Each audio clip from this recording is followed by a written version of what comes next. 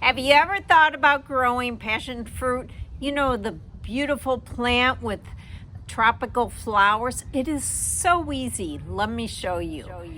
So the first thing I do when I grow it, I put a water tray. Now, while you don't want them sitting in water, they take a lot of water for the fruit. And you want a sunny location. So, first thing is this. Okay, I want to put the trellis in, and it has to be a strong trellis because they really love to climb. And they can vine on the ground as well if you want, but I have so many containers, I don't want to waste the space on the ground.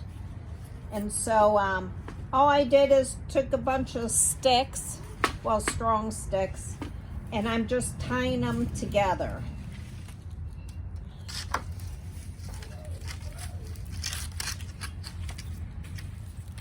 The next thing, where are you going to get your passion fruit plant?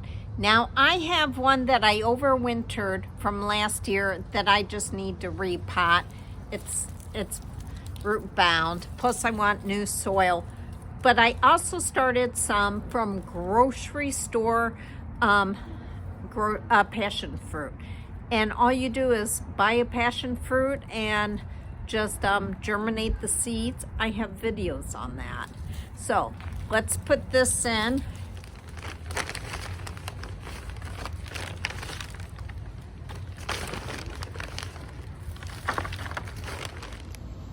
You guys know I'm into not wasting space in a pot. Now, passion fruit vines are really strong, so I could put a snow pea in here for the spring, and it'll take over this whole area right here and hook onto these.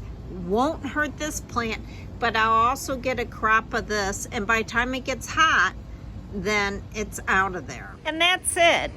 It's so easy to grow a tropical vine like passion fruit, and you can keep it as a perennial if you cut it down and bring it in to a cold storage for the winter, or you could start them from seeds or go to a nursery.